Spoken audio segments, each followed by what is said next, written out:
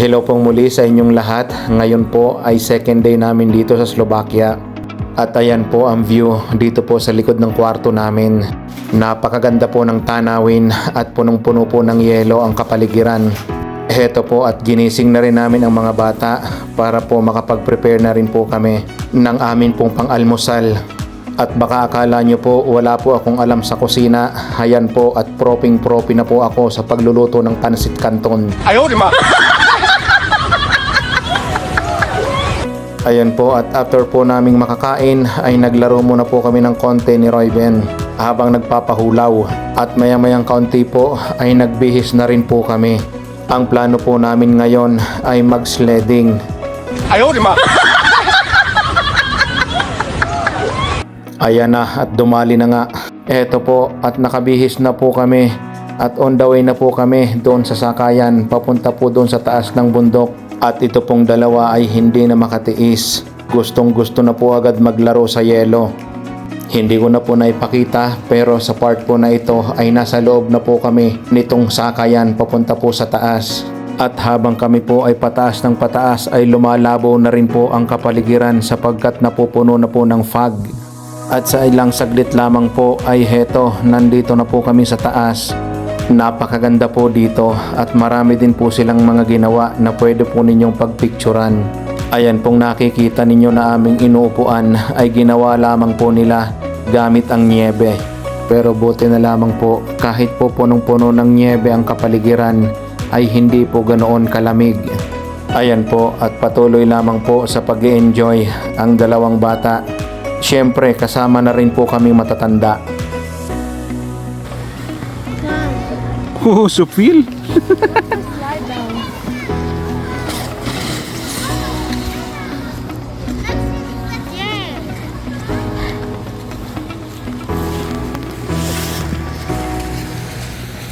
At kagaya po ng sinabi ko kanina, talagang napakaganda po dito sa taas dahil marami rin po kayong pwedeng pagpicturan.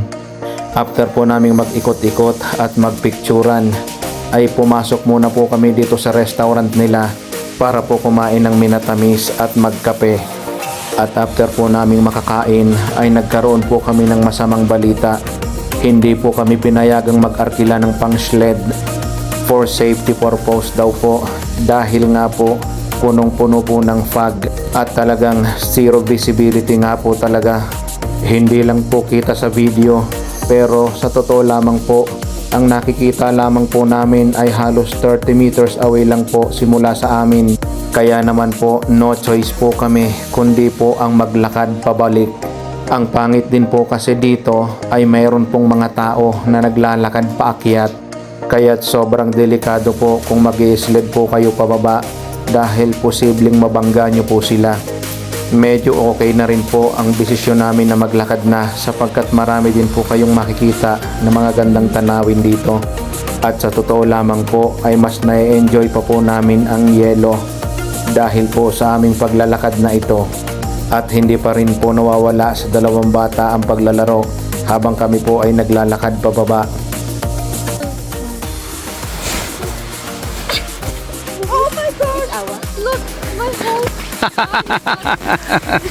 What do you mean? It's not that deep. Oh, dito tayo humiga, anak. It's deep. 3, 2, 1. I think that's anak. I cannot go, but it's soft. It's soft?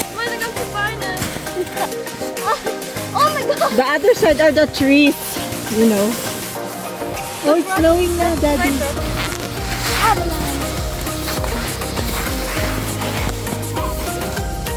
Move it.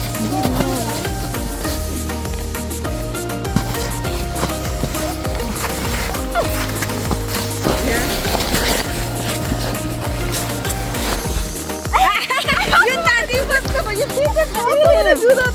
Okay, Daddy, They're gonna run and then they're gonna fall. Move it not your face. Okay, one more. Daddy didn't capture it. Okay.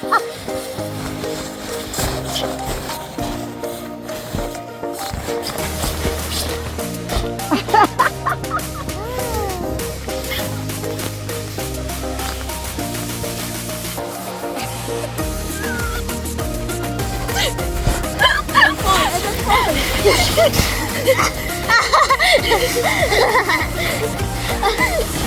stuck.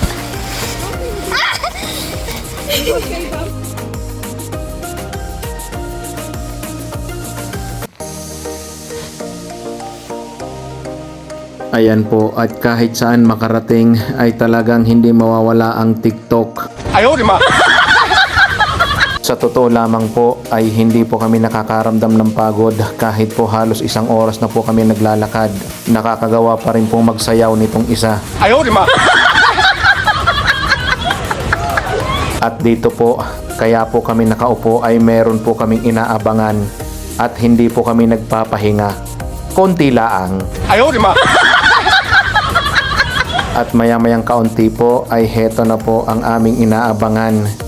Gusto ko lang pong ipakita sa inyo kung ano po yung aming sinakyan kanina nung kami po ay paakyat sa bundok.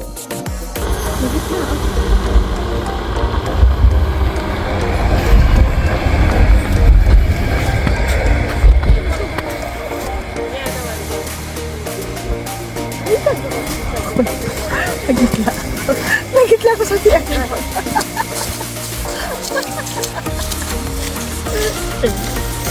Pagtingin ko lang dyan sa ano. Hindi, daanan.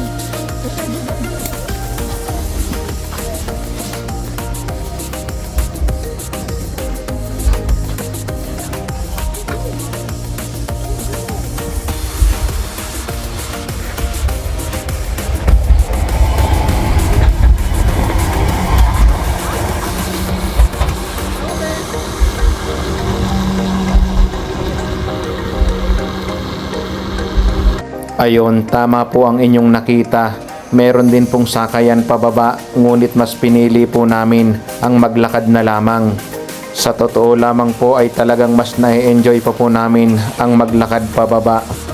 At salamat po sa Panginoon dahil after po ng halos 2 oras ay heto malapit na po kami sa baba. At kung kailang malapit na kami ay heto po ang nangyari. Oh my gosh! Oh my gosh! Ayon, at kung kailang nasa dulo na ay saka pa madudulas. Before nga po pala pumunta ng apartment ay dumaan muna kami dito sa supermarket para po bumili ng aming pananghalian. Ayon, at dahil nakapamili na po ay nandito na ulit kami sa loob ng apartment. At syempre, ang inyong abang lingkod ay magluluto na naman. Only broccoli. Wow! Broccoli and kabute. At syempre, si Mrs. po ay mayroon din pong lulutuin. Ayan po, at nagluto po siya ng pasta at heto naman po yung akin. After po namin makapagluto ay heto, sabay-sabay na po kaming kumain at inabot na ng gutom. At ito po ang aming day 2 dito po sa Slovakia. Maraming salamat pong muli sa inyong panonood.